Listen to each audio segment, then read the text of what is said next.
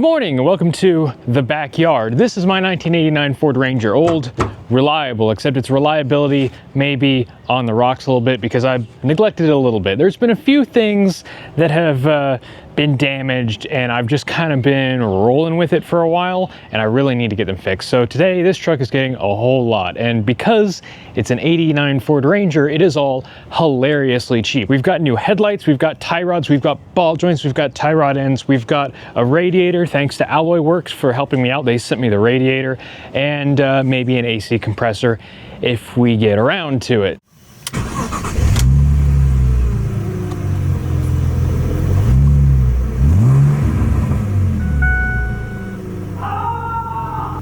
The problems that this truck actually have is a while back when I was going to get stuff from my late grandparents' house, I had a big debacle with a wheel spacer and ended up damaging the suspension in the process of getting it off. So my alignment's been a bit wonky and something's obviously bent, so I figured, hey, no time like the present to refresh the front steering. Then in January 1st, when I went off-roading down at Grand Lake, the radiator started leaking, and a friend of mine told me to go in and get some salt and pepper from the filling station. And I was like, what am I gonna do? Like, season my sadness? No, apparently if you put pepper in the cooling system, it clogs leaks. Who knew? But I've been running around with pepper in my cooling system since then, and it was literally dribbling coolant out, and it has not leaked a drop.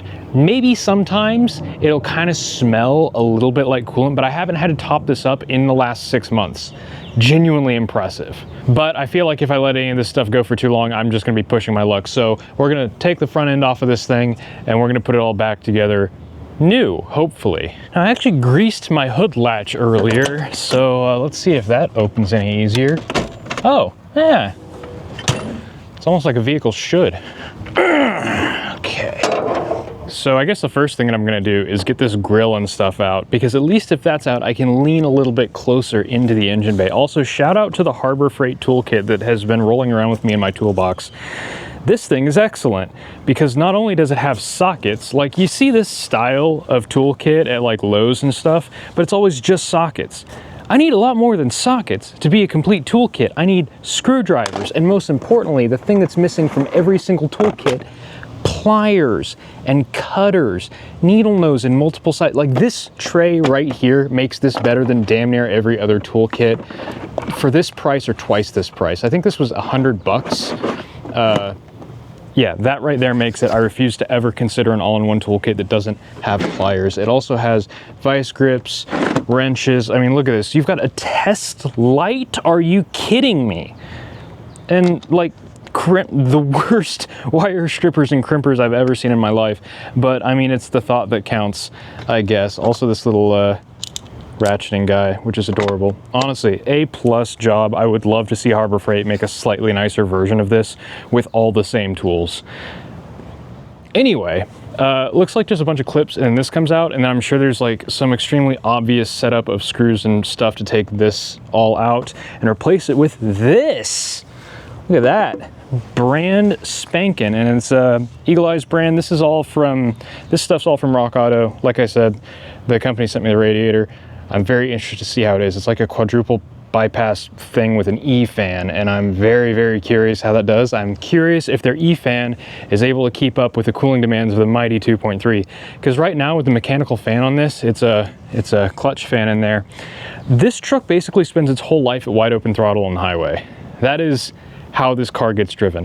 Also, the airflow's not the greatest for reasons. So I'm very curious how well that does. I don't think the E-fan is gonna move as much air as a mechanical fan, but the fact that it's quadruple bypass might save the day. But I'm gonna finish getting this apart. It's the next day. My poor boy looks like he got his eye punched. But yeah, these are pretty straightforward. There's screws, and then there's bolts, and then it just comes out and you're left with some parts. Next thing I'm gonna do is drain the radiator, which there is a convenient drain down there, and I got a bucket. And then we're gonna remove the fan. And a downside to the Harbor Freight toolkit is the wrenches don't get all that small. So what is this, a 12? No, those are like 10s or something. Those are really tiny. Oh, delightful. Thanks, Ford. That's just great. All right.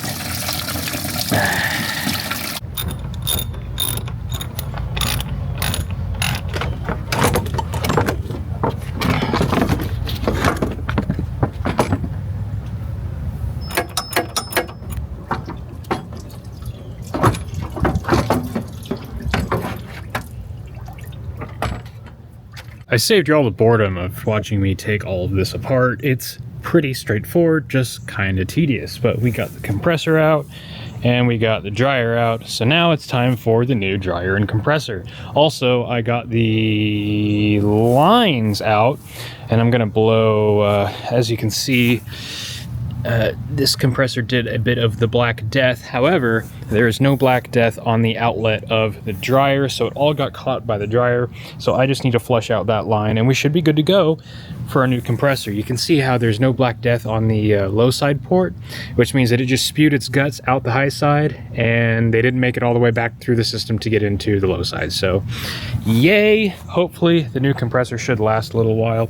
But something we need to do to the new compressor is drain its oil, because it's a R134A compressor and R134A is not going in this system. We are using R290 because that is a single pass condenser, a very raggedy one, and that will not cool worth a crap with 134 in it. So 290, which means baby oil. I'm not joking.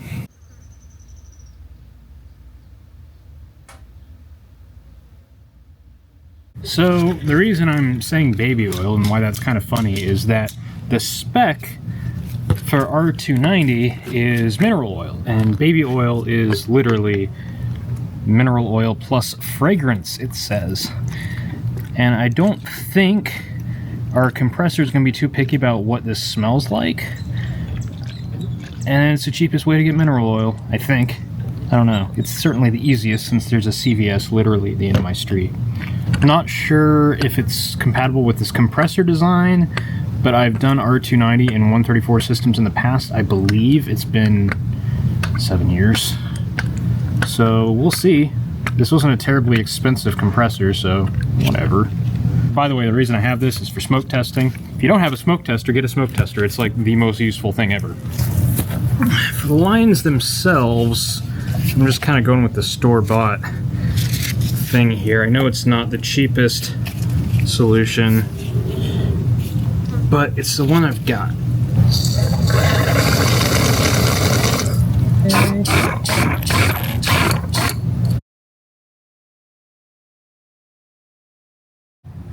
Divide and conquer. Grimes is replacing fittings. I think it has replacement springs for those weird springy fitting things too. I don't know if those ever need replacement or not. But while he does that, I'm gonna dig into the radiator here because, well, honestly, radiator is more important to the truck moving. So a few concerns here. First of all, they just kind of give you this generic relay and switch kit that doesn't actually have a way to connect it to the radiator. You're gonna need to either magically have spade connectors that go into a connector shell, or you just plug these spade connectors into the shell and hope that they don't rattle out, which seems like playing fast and loose with your cooling system. Secondly, the radiator itself doesn't have any provisions for the temperature switch to turn it on and off. So it's definitely not a sort of uniform, experience. You just gotta have a way to put a temperature switch in your car, or be putting it in a car that already had an E-fan, but this is made for a truck that didn't have an E-fan. Also, they asked me what truck I had, and I told them, and they sent me this radiator, and it is completely wrong for this truck. Like, it is somehow a perfect mirror image, and I think that's because it's for a V6 truck. I don't think they actually make anything for the 4-cylinder trucks, because when I just went to their website, I didn't see anything for 4-cylinder trucks.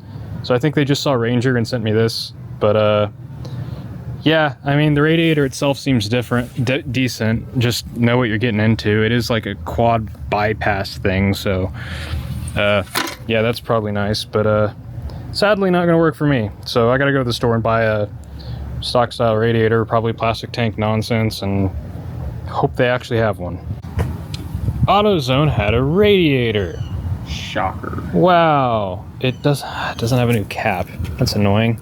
I like your pretty custom. Yeah, my coolant reservoir. Yeah. Yeah, it's perf. It's about the easiest radiator installation to ever radiator. Radiator. Open sesame. I'm not editing this. It's just gonna be you opening it. So I spent more money. Spent way too much money these last few days. However, on the plus side, take a look at that. It's all together. Yay. One thing to note, this Eagle Eyes thing, the clip nuts that it comes with are trash. Take the clip nuts off of your old headlights. And then throw the new ones away. Yeah. What is that about? Interesting.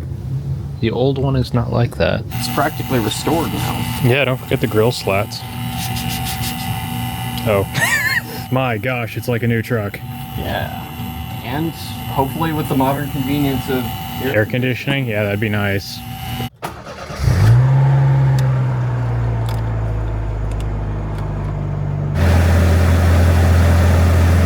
That is a really high low side. Yeah.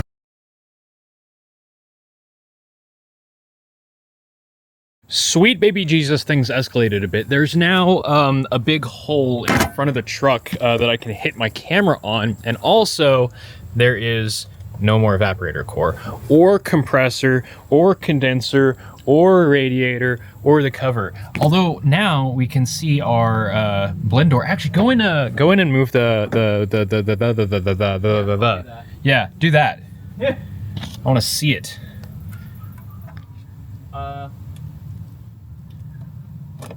Yeah, look at that. Whoa. Oh, that's cool. So wildly, the foam seals are intact. Don't touch them. Don't even breathe on them. And I already breathed on them. Sorry. You bastard. Anyway, so basically what happened, since I haven't filmed anything since whatever I did initially here, is I decided to do when we attempted to charge it with propane the first time. Yeah, I decided to do this correctly and replace everything. So we're replacing the everything. That cover kind of sucks to get off. I think. I didn't do it. Tyler did. So Tyler can tell me how much it sucked to get off, but we had to take the fender liner and drop it down. Say what? You said beer flavored and I took it personally. Barbie. That's not beer flavored. Barbie has arrived. Barbie has arrived. Hello. Hello. He is Knuff. Lol. Yeah, the inner fender liner has to drop down to get to the center screws. It kind of sucks. I got some foam tape to seal this up better when we put it back together. And then I have some aluminum HVAC tape that we're going to try and use because it got a little melty.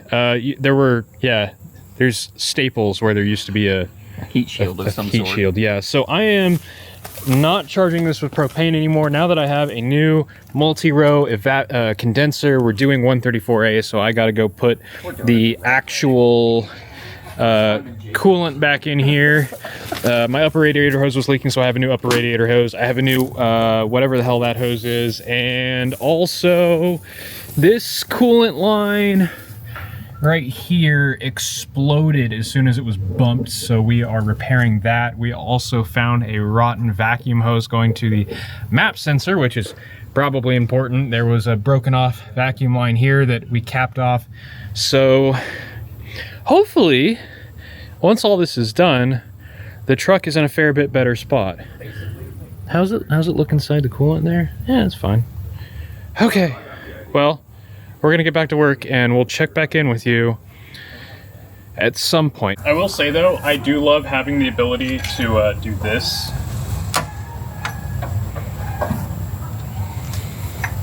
Very convenient. Who said an old Ford doesn't have service position? I will say I was very tempted to go get some like paint, but patina or something. Now we're going with modern refrigerant. Yeah, instead of I actually have flammable things. I actually have a tank of 134A sitting around. I don't remember why, but close off the high side. It came with your oh yeah, my broken machine. Yeah. We should all right try. So we left it for some amount of time. Yeah, quite a We few also hours. vacuumed it for some amount of time. Yeah. Uh, So there should be no moisture in there. yeah, that's... Put a little juice in there. Should be enough to make it click on.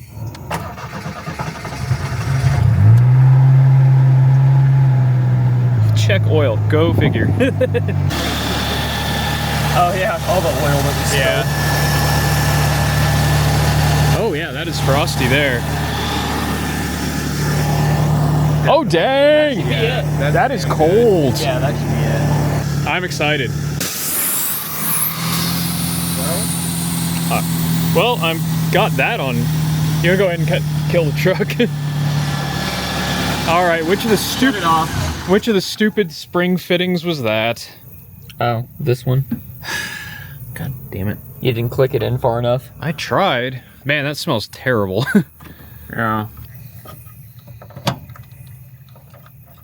It's going so well. It was. All right, we are. Look at my headlight aim.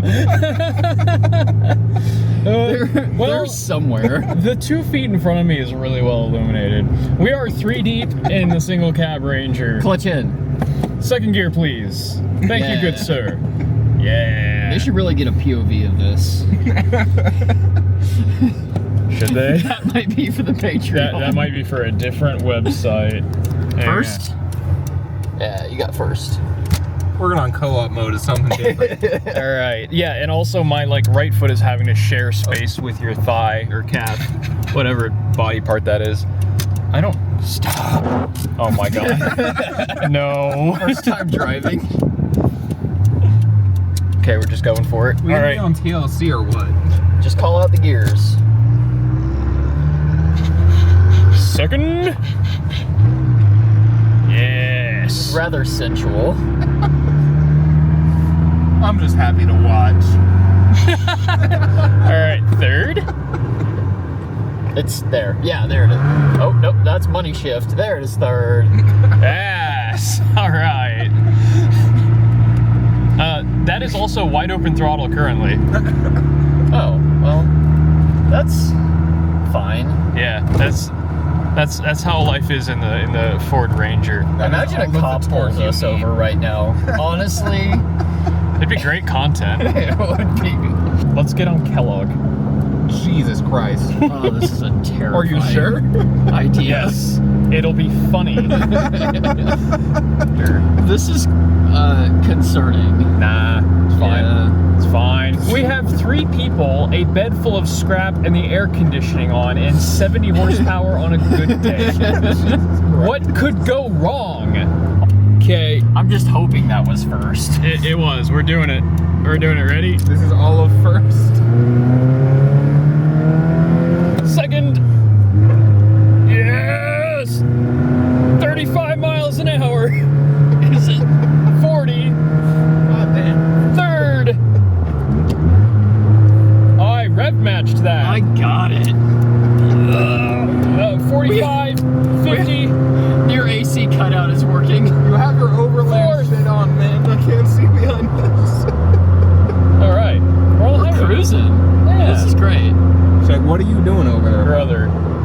Scorpio. Move. Please, for the love of God. The lane ends, my guy.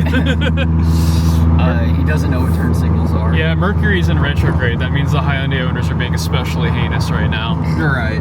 You're Hey. so right. We are on the highway and the AC is working. That's real fucking nice. Like, genuinely. Yeah, the AC is great. That is the most redeeming quality of this vehicle right now. The AC is uncomfortably good. Yeah. I mean, I Are guess. you drinking? Huh? Well, time to go back to the house, and I still need to do the front drag links and all the front suspension because the alignment is, still messed up and things are still bent from my adventure in Oklahoma. But But- we do have AC, and that was the most important thing. Well, the Ranger is a vehicle, therefore it needs suspension. So I've got drag link, tie rod ends, all that stuff. Just gonna, yeah, that doesn't fit. Sick. I'm prying down on this to hopefully preload the ball joint. That way, it doesn't spin the stud as much. Oh yes. Hey. Okay. Repeat 3 times. Well, 2 more times. 3 times in total.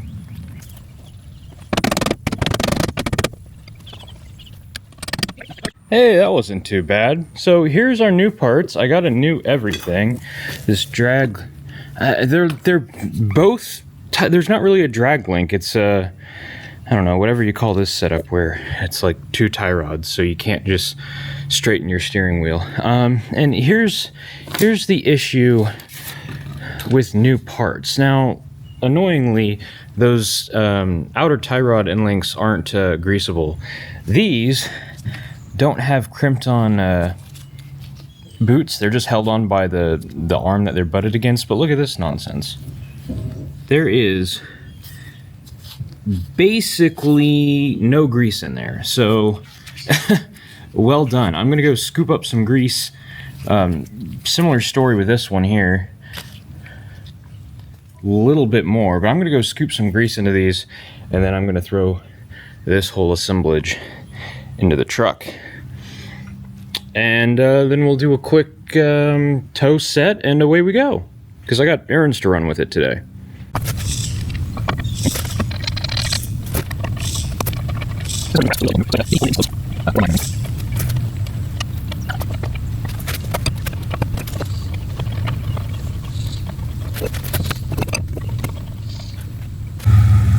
Shiny parts installed, and the truck is aligned, and of course the blower motor chooses now to stop working. So here's you, and here's the guy she told you not to worry about. We'll slap this bad boy in there. Look at that metal fan cage. That's, I mean, this one didn't break, but this one actually, you can feel the motor on this one. You can't feel the detents of the motor anymore, and you have to hit it to get it started. So that thing's trashed. Slap this in and figure out which way the wires go, and then I'll have AC. And of course, I'm just now realizing apparently my fan resistor is bad, but not like that really matters right now. The only fan speed we need is all of it, because it is triple digits out here. And of course, I'm out here doing this. At least I'm in the shade. That part is nice. Well, let's see if we did it right.